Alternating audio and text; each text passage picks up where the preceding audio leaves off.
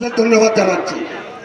হয়তো আপনারা এই মঞ্চ, এই যে সনাতনী ঐক্য মঞ্চের নামটা হয়তো আগে আপনারা শুনেননি। এই মঞ্চের জন্ম হয়েছে শুধু 26 নভেম্বর 2024 ইংরেজিতে। 25 তারিখে আমরা জানি বাংলাদেশে চিন্ময় কৃষ্ণ প্রভুকে বেআইনিভাবে গ্রেপ্তার করা হয়েছে এবং এই ওনার গ্রেপ্তারের পরেই আমরা কয়েকটি সংগঠন আমরা মিলে সিদ্ধান্ত নিলাম যে এই বাংলাদেশে যেভাবে বিগত 4 মাস থেকে যেভাবে আমরা দেখছি যে হিন্দুদের উপরে যেভাবে নির্যাতনের মাত্রা বেড়েই যাচ্ছে, একের পর এক হিন্দুদের উপরে মানে বাড়িঘর লুটপাট, মঠ মন্দির ভাঙা। আমরা জানি যে বিগত 4 মাসে অন্তত 200টি মঠ এবং মন্দিরের উপরে আক্রমণ হয়েছে। হাজার হাজার হিন্দুদের বাড়িঘর এবং দোকানপাট লুটপাট হয়েছে। এইসব চিন্তা করে আমরা বেশ কয়েকটি সংগঠনের লোক আমরা সম্মিলিতভাবে বসে সেই দিনই 26 তারিখে বিকালে আমরা অনলাইন বৈঠক করেছি প্রথমে, এবং অনলাইন বৈঠকেই এটা সিদ্ধান্ত হয়েছে যে এই ধরনের একটি মঞ্চ। বজরং দলী আছে, মাতৃশক্তি ভাইরা আছে, হিন্দু জনগণ আছে, শুধু সনাতনী ভক্তপ্রাণ নরনারীবৃন্দ, আপনারা জানেন বাংলাদেশের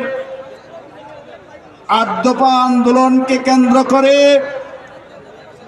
সে দেশের জঙ্গি সরকার, বিশেষ করে পাকিস্তানের মদতপুষ্ট সরকার বারবার হিন্দুদের প্রতি বিভিন্ন সময় বিভিন্ন উচিলায় এই হিন্দুদের উপর বর্বর অত্যাচার, নির্যাতন, লুণ্ঠন, দর্শন এগুলো অব্যাহত রেখেছেন।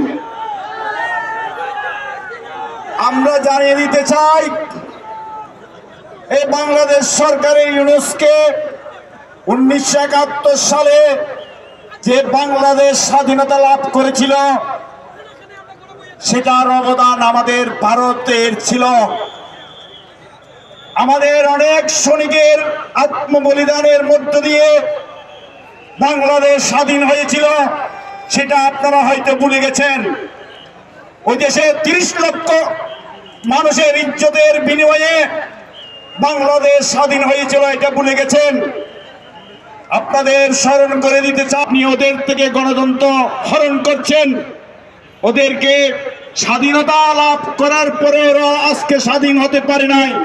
বিভিন্ন সময় যখন দুর্গা পূজা আসে, কালী পূজা আসে, বিভিন্ন সরকার যখন পরিবর্তিত হয়, তখন আমরা এখন আর সহ্য করব না, সহ্যের বাঁধ ছুটে গেছে, আমরা আর বসে থাকবো না। সকলে কি রাজি আছেন? আমরা বাংলাদেশের বিরুদ্ধে প্রতিবাদ করে তুলতে চাই, কঠোর থেকে কঠোর। আপনারা কি আমাদের সঙ্গে আছেন? আমরা আজ থেকে দুর্নীতিবাজ ইউনিট সরকার বাংলাদেশের দশকের পর দশক ধরে যত সরকার এসেছিল তারা একের পর এক টার্গেট ছিল হিন্দুদের উপর।